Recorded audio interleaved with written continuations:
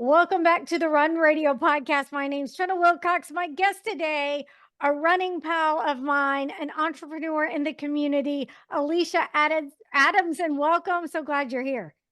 Hi, Trina. How are you? I'm doing all right. I, like many people that I am connected with and friendships that have formed throughout the years, you are one of those that I met in the running community. Yes. And you have been an athlete, not just a runner. You do the tries, you do all kinds of things, and you've been doing it for a long time, as well as running a business. So what's harder, training or running a business?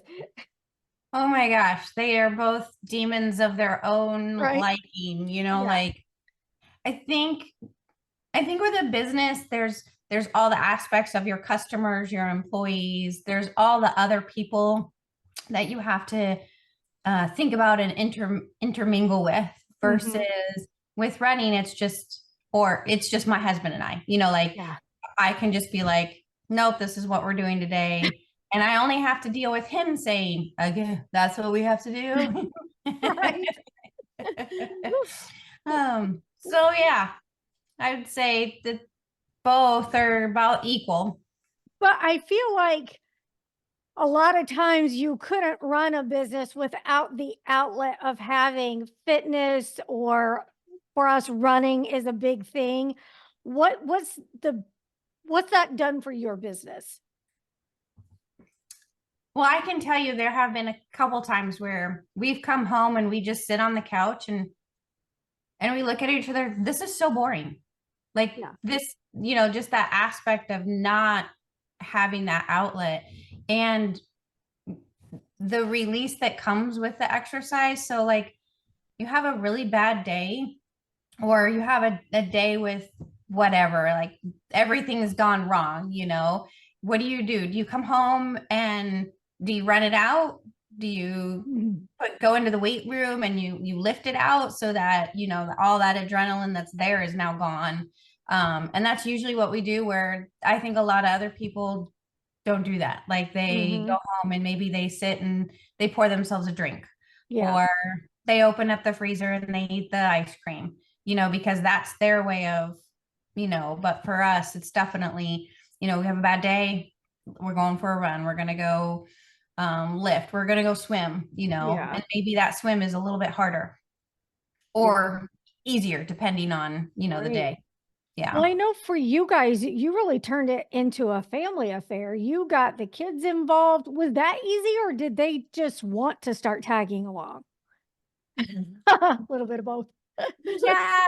So when we first started, it was kind of like, and they had to, like it was, you kind of had to come along because, and we've always been entrepreneurs. So, I mean, ever since the kids were really little, we built businesses. And so even the building of an infrastructure of like, say, the inside of a restaurant, they had to sit and they had to learn how to just not do anything. Or if we were talking to customers, they had to learn how to be quiet, like especially in the car. Like if all of a sudden a customer came on, I had this, they knew right away, don't say anything. Like they knew that it was important, it was a client, be quiet. And so, and they've always been really good about that. And I think both of them separated for a while. So like Devin, he was out for about a year, not really wanting to work with us. And Jillian, she worked at Andy's for a really long time. And I think after a while, they both were like, yeah, I want to come back. I want to, like, and Devin has been with us for about 2 or 3 years now. He came back into the business and, he does a little bit more of the operation management. And Jillian just stepped back in and she's helping with more inventory management. So I think it's more of they finally wanted to, which is what we always wanted. We didn't want it to be a forced thing. Now, when they were little, they didn't have a choice. But now that they're both adults, it's more of you have a choice. You have an opportunity here to help us grow.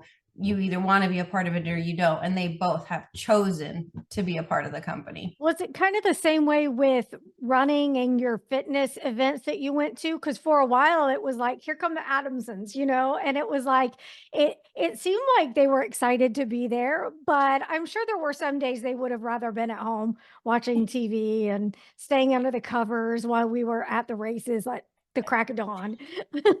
Yeah. So it started out little things, we did the NAMI was, I think, one of the first ones that we kind of introduced them to, along with the Bass Pro Fitness series, like the Paint the Run and the Zombie Run. And those are really fun kid type events. There's not a lot of pressure for them. And as both of them got older, they realized, hey, nobody else in my age group is really competing. And then at the same time, they also realized that adults aren't scary. Like, they had great conversations with a lot of the adult, running community. And so then they started to really want that. So like even on the training, like the training events, they would go because they knew that they got to see Sandy or Lisa or whoever, and they got to chat it up with them. And a lot of those adults didn't even realize how young my kids were, because they were just such well-spoken children. So yes, it was, at first it was just the little kids event, and then it turned into they wanted to, and then it turned into now they're like half and half. They're kind of like, I want to, but I really enjoy sleeping now. Yeah.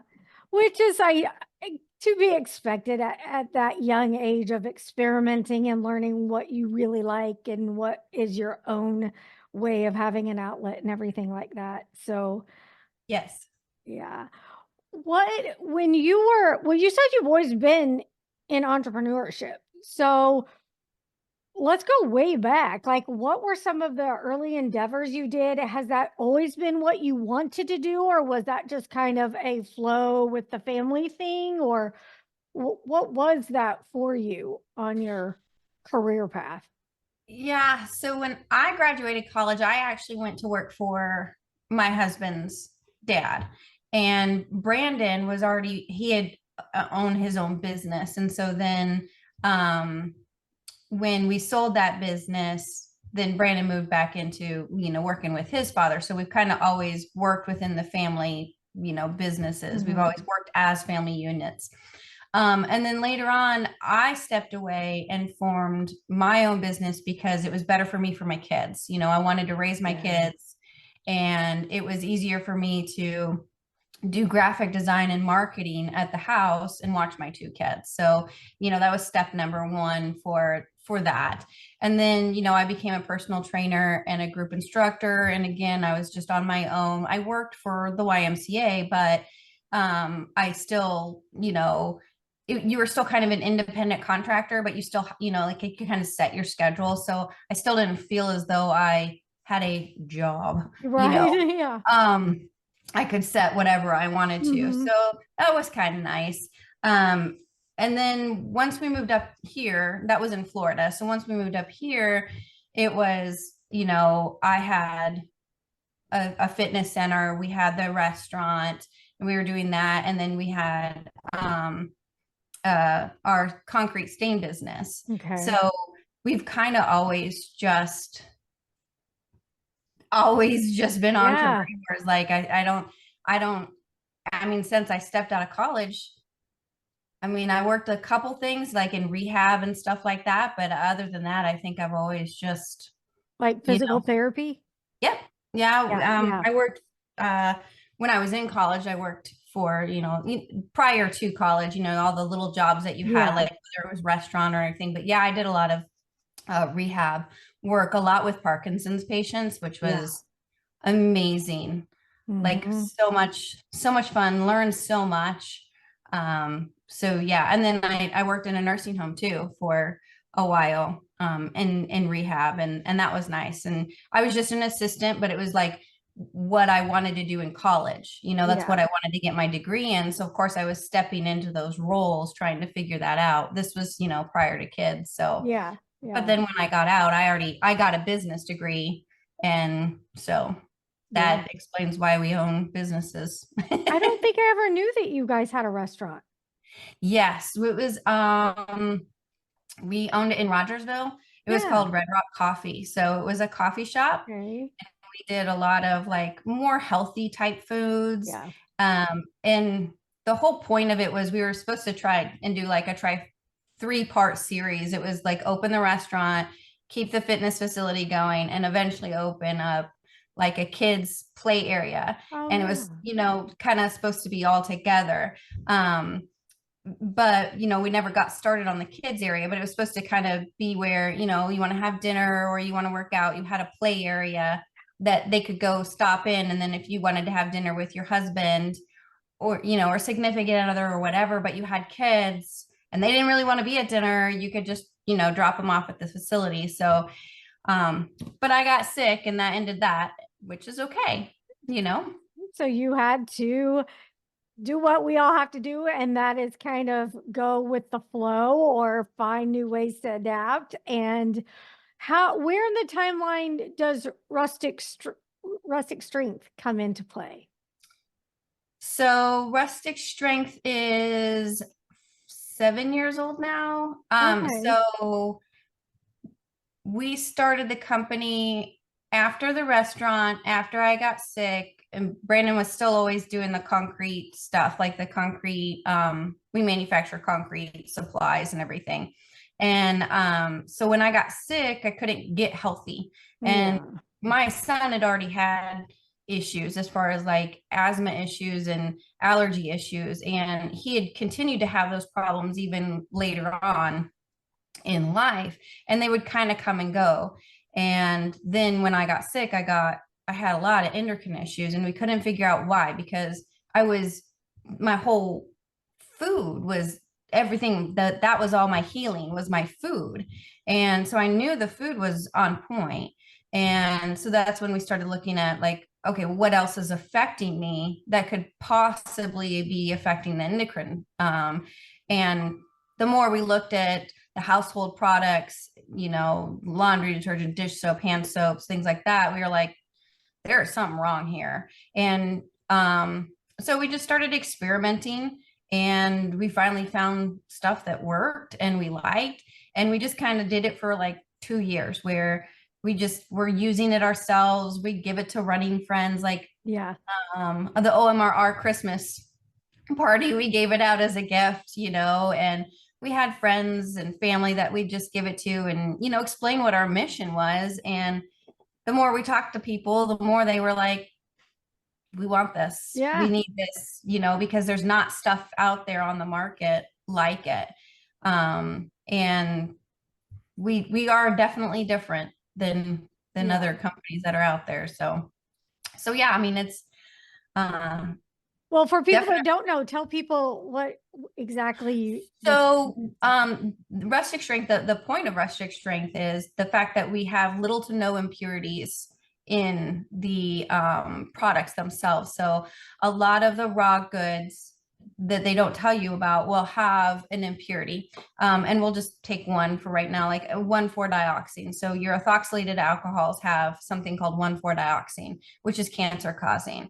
So, a lot of your big brand name brands that you can get at like Target and Walmart, they will have an ethoxylated alcohol in them, and they're cancer causing. All the fragrances that are inside those big names usually contain phthalates, which are endocrine disruptors.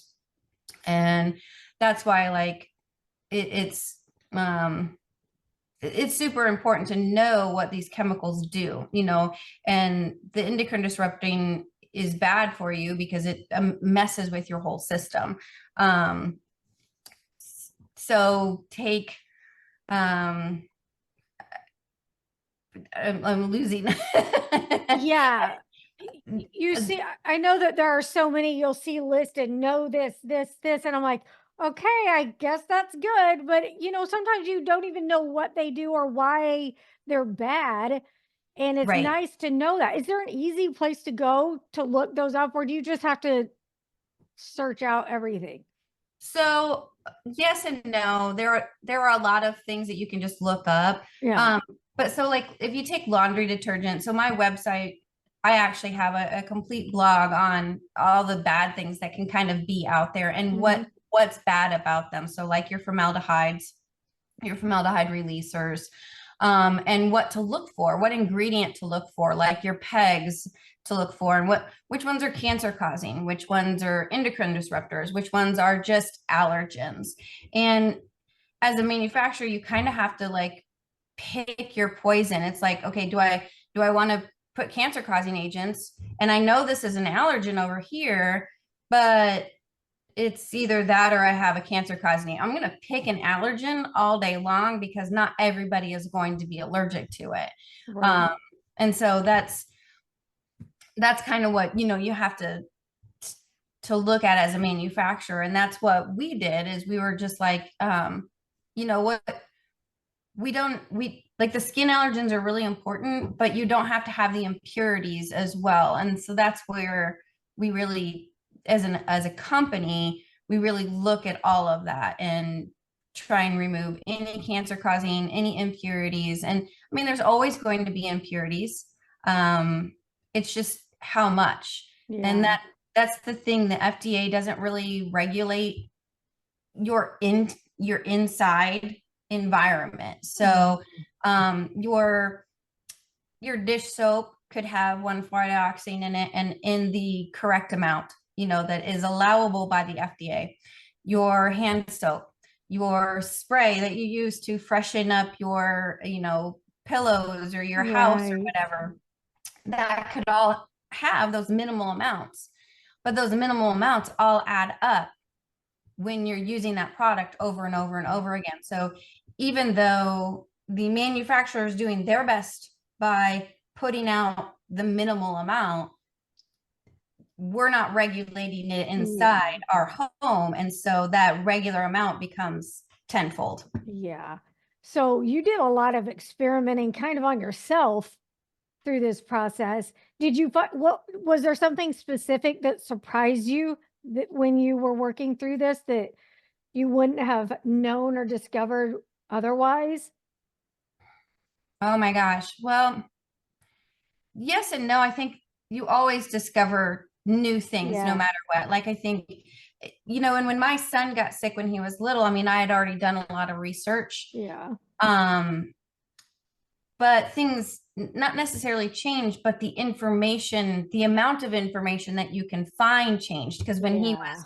little, the internet was still new, but it wasn't, we didn't have the plethora of stuff out there Right. that we do now. Right. And I'm not saying everything out there is 100%. You still have to read the good parts, read what you want that go with what you're trying to say, and then read the stuff that's totally against what you're trying to get at. And because somewhere in the middle is what the truth is. So Yeah. you can't have one extreme and ignore this and Right. still, have a good product or have a good life or anything. You have to be able to balance the good on the right and the bad on the left, and then be able to come to a good understanding of what you're reading. Yeah. Because there's so much misinformation, and unfortunately a lot of your bloggers, a lot of your media, they're really just putting it out there to get your attention, not necessarily to inform you. And so I've kind of taken my company in a different way. And I always say, I'm putting this information for you. I want you to read it. I will give you all of my sources. And if you still don't buy my product, that is okay, as long as you are an informed consumer Right. of what you are getting into. And if you're going to buy this other natural type brand, know that they could be hiding things in there and calling it, they call the term greenwashing. They could be greenwashing you with all these pretties on the front, but you go to the back and you really start digging deep into their ingredients. You're like, okay, well, that's not okay, and that's a peg. Oh, that's not good, and But unfortunately, I can only give information. Like, you know what I mean? Like, I can't make you change. I can't, all I can do is say, hey, this is what you're up against. This could be what's making you sick, or, it could be something different. Let's go back to when you were saying you were really sick because, Run Radio, we talk about all kinds of things. We talk about inspiring strides in life, business, and beyond. And a lot of that, many people come across a chronic condition at some point in their life. When you got sick, what was it like for you to get a diagnosis or get doctors to listen to you? Because I know that's been a source of contingency for so many patients, and it's eye-opening at the work you have to do to be your own healthcare advocate. So was that something that was took blinders off of your eyes, was like, man, I'm gonna have to do the heavy lifting here?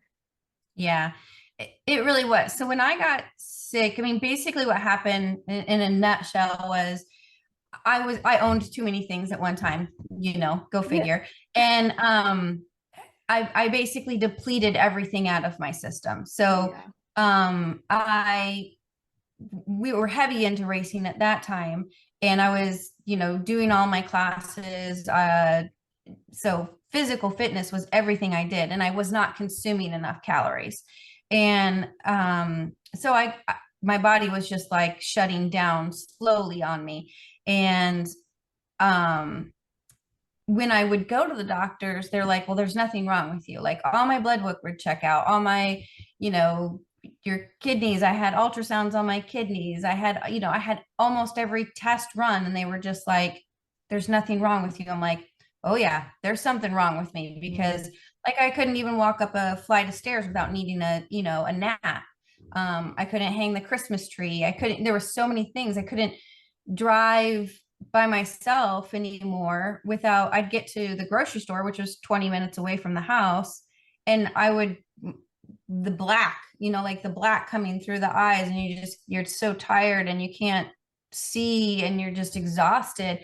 I was always afraid that I was never going to make it home again. So I stopped going to the grocery store by myself. I pulled my children from school and started homeschooling them, because I was afraid that at that point I would forget to get my kids. Oh no. Like, I would not be able to get into the car and get my kids. So some of the symptoms were like, I'd pick up my phone and I wouldn't even know what my phone did. Like, I mean, like, okay, I know what the device is, but I don't know how to activate it. So like like brain chemistry was just not there. Like, even when the restaurant, I had known customers for years coming into the restaurant, and I couldn't recall their name. I had no idea who they were. I'm like, I know you, but I can't get your name. I can't recall things. This was pre 2020, right? This was, yes. Yeah. Oh yeah. Okay. It was like 2013. So people don't confuse, because some of those symptoms are dead on to what some people are suffering with today. But just for point of reference, No, that's terrifying, Alicia. Yeah, it was. So that was back in 2013. So that was when, it really started for me as far as the sickness. And it took everything. I had to do everything on my own. So, you're reading, your adrenal failure books, and, chronic fatigue books, and, you're trying all this. I went to acupuncture, and they helped a little bit, but it wasn't, 100. It wasn't what cured me. And really what did it was time. My body needed the time and the nutrition that it took to get back. And honestly, from 2013 until 2023 have all been just healing years for me. I'd be working out, and I'd be feeling like, yes, I've got this. And then everything just falls apart again. And I'm like, darn it, it's going to be a great year. No, it's not. So it's been definitely have to take control. And, like, not everything you get on the internet is going to be 100, like, you're going to have to,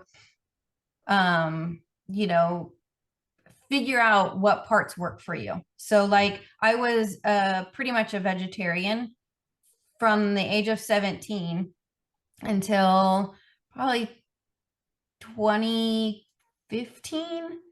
And one of the recommendations was to start introducing red meat back into my diet. And I was super against it. I was like, Yeah. no, I'm like, I've been this way for years. I don't need the red meat. And they were like, well, why don't you just start with bone broth? And so I did. I started with the oxtail bone broth and little things, little increments. And the next thing I know, I'm getting better and better, and I'm healing and I'm healing, and I eat red meat now. But you can still do it ethically. There are still ways to be an ethical meat eater if that's, your reasoning in the first place. I know that's something that a lot of people get worked up on, Yeah. but it can Yes. be done. Because my husband went through a similar thing. Like he had cut meat out of his life, and then with a diagnosis, was not able to get the calorie content he needed, everything. So he did introduce it back, and it made a world of difference. So, Right. Yeah. And I it, think that's what's important is everybody's journey is different. yeah, And but it's also okay to talk about everybody's journey, because one little nugget from somebody else yes, could be that little nugget that you're missing. And you're not saying that, I'm not saying everything I went through is going to help you, but if I tell my story or if we talk about it, like that one little nugget of, oh, magnesium, yes, yes. I would have never I thought, know. Yeah. So just those little Yeah. things of those little dietary things that people just don't get, and not everybody has not everybody has the financial means to go to a nutritionalist all the time. Right. And not that they're not warranted, because they super are. But it's important to also be able to talk and listen to somebody else's what they've been through and what's worked for them. For sure. I think like what you're saying about taking pieces of what worked for you in life can also be tied back to running. I think running and the parallels of life are so, like, running to me has been the great teacher. It teaches you endurance, teaches you patience, overcoming, all the things. What has been the biggest thing running's taught you? Grace. Grace. Yes, that's another one for sure. Yeah, being patient with giving myself grace when things don't go the way they should go in my head. That just being like, okay, well, that didn't work out. That wasn't the way I was supposed to. Okay, Yeah. I feel like those are easier to do. Those graceful pardons are easier to do early as a runner, and even in training. But as the stakes get higher, we start getting into it. We like it. We win a few races, and it's like, well, I want to do better. I want to do more. And then, like you're saying, you get derailed, and you're not exactly the same beginner you were, but starting over it just looks different. Yeah. So, and I want to say that, so like when I got sick, I mean, I was pretty fast, and I haven't been that fast since, but I still showed up, and I still went out and I did it, and I still went to the races, and I still did what I want, even though I wasn't who I knew I could be at that race. And that was hard. That was super hard, because I knew I was faster. I knew I was stronger. I knew I could run up this hill, but I had to walk the hill. Yeah. And giving and allowing myself that's okay. I still showed up. I still did it. And no, I am not who I was before 2013. I will never get back to that. where I was at 2013. But will I be better? Yes, mentally better. Yes. I may not be as fast, but going into that race, I'm going to be mentally better, physically better, but not necessarily as fast as I was. But I'm still going to show up and I'm still going to be me. And, you know, I always get reprimanded by Raul because he's always like, if you would just shut up, you'd run faster. I'm like, I know, but see, I know everybody, and it's so hard to be like, not be like, hey, And hey. you're such an encouraging spirit out there on the road. And I want to say though, at least I feel like showing up is different for everyone. When you show up, you need to show up how it's best for you. And I'm kind of in a place where I am having trouble going back out to the races, but I am showing up by getting out on the road where I'm at and not letting myself be completely taken out of the game. So I do think that it's important to say that it does look different for everybody. Yes. But don't let yourself get completely overwhelmed to where you're not even showing up for you, not social media, you. I mean, because that is such a space that can be a good encourager at times and also be very defeating at times. So I hope people get that and just find that the running community is a great place to be and be there how you can be there. Right, exactly. Yeah, you don't have to be the one that's always like on social media and going, "Oh, I ran 100 miles today." It's like, the fact that you went out and did two, great. That's awesome. The fact that you're still out there and you're doing it regardless of whether you're showing up to a race or not, it doesn't matter. You're showing up to life and you're putting in 100 into your life, and that's what's important. You're giving yourself grace and love, and you're showing that by doing these things, whether it's running or biking or swimming, hiking, it doesn't matter. As long as you're getting out and you're getting it done, that's what is 100 for me. Is like, just get it done. And another one of the great ways that you are showing up is you're involved with Bass Pro and you're involved in the training. You can come back and talk about that next time because we're running out of time, but give people a quick 50-foot flyover of what it is and where they can go to get more information until you can come back and tell us the gritty details. Well, Bass Pro, you can definitely hit me at the Bass Pro Fitness Community on Facebook. I'm on there every day, and you can always message me if you have questions. But like, we have the training this Friday coming up at Mother's. And then OMRR training should start somewhere in July, usually. That's about when the training starts. And then we'll have Recycle Run July 27th. So that's another training run that you can come out to. But even if you're new to the running community, I'm more than happy to tell you where to go as far as like what groups to join. We've got so many groups that meet in the mornings or meet in the afternoons, meet on the weekends, whether it's road or trail. And there's all levels that go to all of these events. So and they're all always training for something, not just always the Bass Pro events, but they're all like-minded individuals that are patient and caring and just want to see that you're out doing the running or the biking. And even with biking, I know a lot of people that bike, so hit me up for that too. Be more than happy to talk to you about biking. Sounds great. We'll make sure that you're tagged in the post so people can connect with you. Thank you for sharing. Come back anytime.